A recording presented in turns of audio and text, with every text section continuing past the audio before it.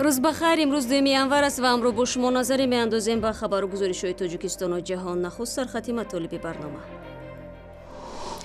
ادامه اعتراضها در ایران. شماره کشته شدگان تظاهرات افزایش می‌یابد. حکومت کشور میگوید دامنه اعتراضها فراتر از مسائل اقتصادی است. مشکل اینها هم فقط اقتصادی نیست که مردم بیان تو خیابون بگن آقا پول می‌خوایم، نون می‌خوایم، آب می‌خوایم، چیزای دیگر هم دارن میگن. моби гап ба майдон меояд. дар ҳоле ки сарнавишти имову вайберу вотсап дар тоҷикистон норӯшан аст, ширкати вавилон месенҷери навро фаъол кард. айб дар ош аст ё дар арақ? таҷлили соли нав дар яке аз маҳаллаҳои шаҳри хуҷанд бо марги 4 нафар анҷом ёфт. додситони таҳқиқи ҳодисаро оғоз кардааст.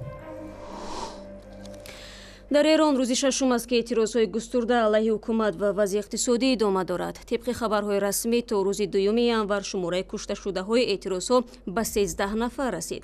ҳасани рӯҳонӣ, раиси ҷумҳури Эрон, рӯзи 31 декабр дар вокуниш ба ин эътирозҳо гуфт на ҳамаи онҳое ки рӯи хиёбонҳо рехтанд ҷосусони хориҷиянд ва хостаҳои онҳо бо мушкили иқтисодӣ тамом намешавад. اینا همهشون که آدمایی نیستن که بگیم هر که تو خیابان آمده مثلا دستور از خارج گرفته. حالا یه عده‌ای بله ممکنه اینجوری باشه، یه عده‌ای مردمی هستن برای رو احساساتشون، رو مشکلاتشون آمدن تو خیابون. مشکل اینها هم فقط اقتصادی نیست که مردم بیان تو خیابون بگن آقا پول می‌خوایم، نون می‌خوایم، آب می‌خوایم، چیزای دیگر هم دارن میگن، چیزای دیگر هم ادعا میکنن. خب معناش اینه که ما یکی از حرفا اینه که فضا رو بازتر بکنیم. خواست مردم که فقط پول نیست، فقط اقتصاد نیست. بله یکی از مسائل اقتصاد. اعتراضها در ایران روز 28 دکبر در پی نگرانی‌ها از افزایش نرخ مواد غذایی شروع شده دامنه آن به سیاست‌های حکومتی گسترش یافت. درباره تحولات اخیر ایران طاهری سفر با نیوش و بغرات همکارمون از رادیوی فردا صحبت کرد. تظاهرات از شهرهای شرقی ایران شروع شد 6 روز پیش تقریبا و بیشتر علیه دولت حسن روحانی بود و خود دولت روحانی میگفت که از طرف محافظه‌کاران کانسرواتیو های داخل ایران ترتیب داده شده برای اینکه تضعیف بکنن دولتش رو، ولی به سرعت از این دست خارج شد تظاهرات و شعارها خیلی حالت ساختار شکنانه و ضد حکومت به خودش گرفت. الان در شهرهای خیلی زیادی میشه دنبال کرد، 10 شهر هستن، شاید بتونیم 40 تا 50 شهر رو اسم ببریم و تا اینجا دست کم کشته شدن 13 نفر تایید شده. به هر حال در شهرهای مختلف با جنس‌های مختلف و ماهیت‌های مختلف این تظاهرات در جریانه. وسعت تظاهرات مثل روزهای پیشین هست یا کمتر؟ تعداد آدم‌ها کم نشده. تعداد آدم‌ها میتونیم بگیم که حتی بیشتر هم شده و روز به روز شعارها هم رنگ و بوی ساختار شکنانه تری به خودش گرفته. طلبات و شعارها همون مثل پیشین است یا تغییر کردن؟ در ابتدا خب مطالبات فقط اقتصادی بود، یعنی شروعش 1-2 ساعت اول فقط اقتصادی بود. بعد از 2-3 ساعت مطالبات کاملا مطالبات سیاسی شد در حد کلان رهبری جمهوری اسلامی. شعارها کاملا ضد رأس هرم قدرت جمهوری اسلامی است. شعارهای مرگ بر خامنه‌ای، مرگ بر دیکتاتور سر داده میشه. شعارهای علیه کلیت جمهوری اسلامی ایران سر داده میشه. شعارهایی در پشیمانی از انقلاب حدود 40 سال پیش سر داده میشه که ما حکومت قبل رو میخوایم. شعارهایی در حمایت از رضا شاه که سالهای سال از مرگش میگذره یا فرزندش محمد رضا شاه که آخرین پادشاه ایران بوده. برای همین شعارها بسیار بسیار فراتر و ورای خط قرمزیه که جمهوری اسلامی برای خودش تعریف میکنه و کاملا همونطوری که گفتم کلیت نظام و شخص اول ایران رو هدف قرار میده. و واقعا شما خبرنگاران شما با مردم در داخل ایران صحبت میکنید، اونها چی میگوین راجع به برخورد مقامات با تظاهرگران، راجع به عموما مناسبت با مردم در این روزها؟ خب مردم خیلی خسته هستند. دست کم تعداد بسیاری از آدم‌هایی که با ما صحبت میکنند ابراز خستگی میکنن، ابراز ناامیدی و یأس میکنن از اینکه در داخل ساختار حکومت جمهوری اسلامی تفاوت معناداری بخواد به وجود بیاد. یعنی اینکه یک سری آدم‌ها هستن که همچنان البته به اصلاحات اعتقاد دارن، ولی کسانی که اعتراض میکنن میگن از اصلاحات خسته شدن، از اصلاحات امید بهبود شرایط کشور رو نمیتونن داشته باشن. البته باز هم همینجا باید تکرار بکنم که نمیشه جمعیت یک کشور رو به همین راحتی تقسیم کرد. این افرادی که میگم افرادی هستن که اعتراض دارن، ولی افراد دیگری هستن که در مقابل میگن راهش این نیست، راهش همون اصلاحاته. باید سعی بکنیم که با حمایت از دولت، حمایت از سایر کسانی که سیاست میانه رو اعتدالی دارند بخوایم خواسته های خودمون رو پیش ببریم. و البته خب یک عده آدمی هم هستن که کاملا مخالف کل این قضیه هستن و میگن که ما باید حکومت جمهوری اسلامی رو سر پا نگه داریم، ولی معترضان میخوان که ساختار شکنی انجام بشه.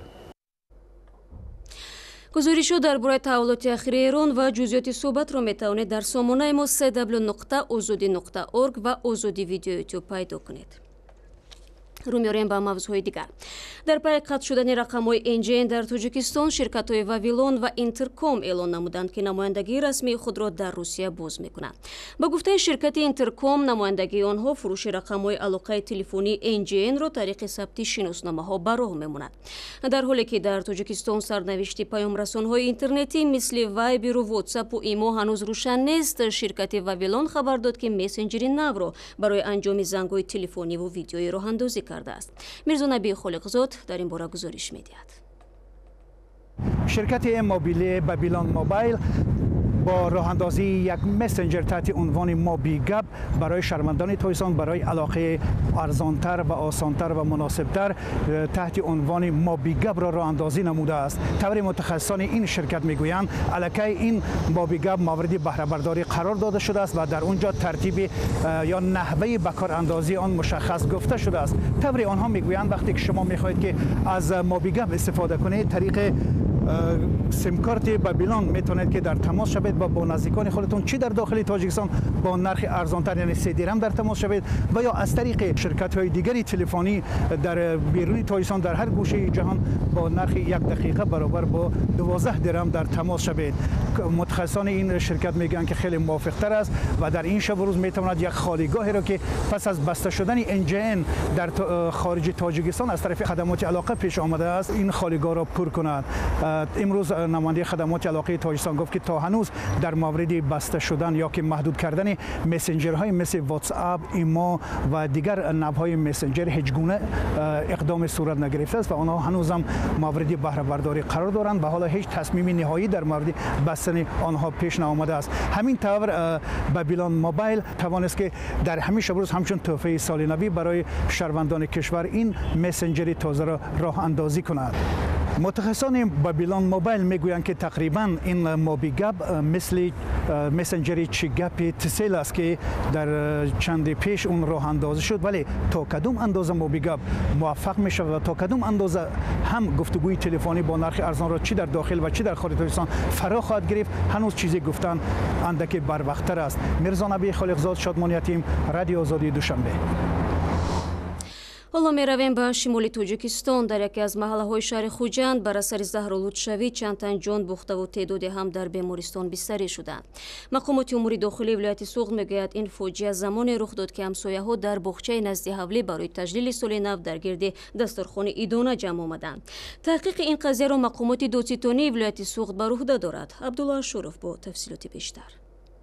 یک محفل صالنوی شامی 30 دکبر در پس این دروازه با فاجعه انجام یافت. در این حولی نزد بینایی 5 محله 19 شهر خوجند هنوز آثار از محفل آن روز باقی است. 4 نفر بر اثر زهرآلودشوی جان باختند و 4 نفر دیگر حالا زیر نظر طبیبان هستند که در میانشان یک زن هم هست. حالا در انجامخانه این حولی از طرف دادستانی مهر زده شده است و در این اداره به رادیوی آزادی گفتند به تشخیص این حادثه شروع کردند. قابل جان که پدر 51 سالش را از دست داده است میگوید پدرش برای آش پختن به آنجا رفته بود. نیمه خواننده شما هم کار خواننده میخواید الکه فهمیدید که حادثه شده است. قبلا گفته میشد آنها از استعمال آش زهرآلود شدند. حالا فرضیه دیگری درباره آشامیدن شرابی خودساخت زهرآگین نیز به میان آمده است. اقربای یکی از فوتیدگان به رادیو آزادی گفته است مقامات به آنها وعده دادند حادثه را موشکافانه تحقیق میکنند. جسد 4 نفر فوتیده را شام 31 دکبر به خاک سپردند و وضع 4 نفره که در بیمارستان شهریند معتدل گفته می شود.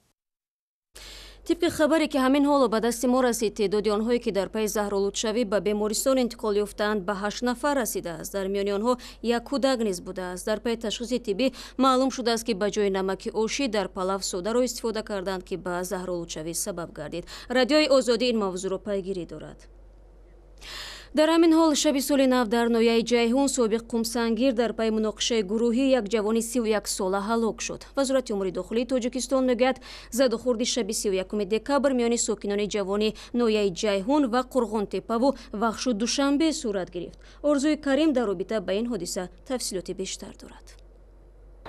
از دادستان ناحیه ҷаҳон در صحبت با رادیو آزادی گفتند که علیه 3 نفر که در این زد و خورد دست داشتند و 1 نفر را به قتل رسانیدند پرونده جنایی طبق ماده 110 قسم 4 یعنی کشتار باز کردن، یعنی پرونده باز شده و تفتیشات ادامه دارد. از صحبت بیشتر مقامداران از ناحیه ҷаҳон خودداری کردند و گفتند که تا انجام تفتیشات آنها معلومات بیشتر نمیدهند. اما در شبکه‌های اجتماعی خصوصا در شبکه اجتماعی ادنا کلاسیک یک گروه جوانان آشنا به این قضیه گفتند که بحث این جوانان سر مناسبت با یک رقصنده یا رقاصه دیسک کلوب صورت گرفته است که علیشیر عبداللهیف میخواست است از این رقصنده کلوبش حمایت کند، اما جوانان دیگر میخواستند دست درازی کنند و بحث و قتل یک جوان شهر قرغونتپه به همین خاطر بوده است. در این قسمت برنامه درباره صدها کودک بگوناه خواهیم گفت که در برابر جنایتکاران پشت پنجره و در زندان نگه داشته می شوند. یگانه عیبشان این است که فرزند والدین جنایتکار هستند و چون کسی ندارند باید با پدر و یا مادری زندانی بمانند. گزارشی از صدای آمریکا درباره تقدیر چنین اطفال در محبس جلال آباد را همکارم مومن احمدی تقدیم می کند. مینا 11 ساله تمام عمرش را در زندان گذرانده است. مادر و پدر مینا را برای غارتگری و قتل 27 نفر به زندان 1 عمری محکوم کردند.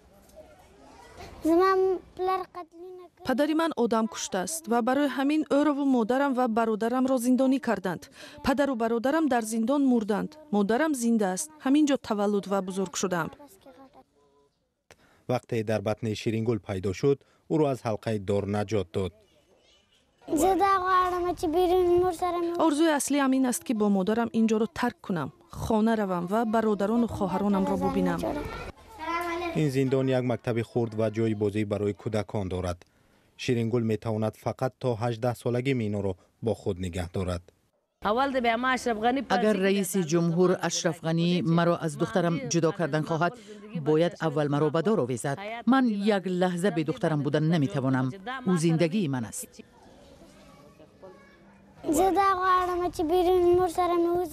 میخواهم با مادرم به خانه روم و طبیب شوم. مینا فقط یکی از کودکان افغان است که بگوناه عمرش در زندان میگذرد. مثل او صدها کودک دیگر همراه مادرانشان در زندان‌های افغانستان زندگی میکنند.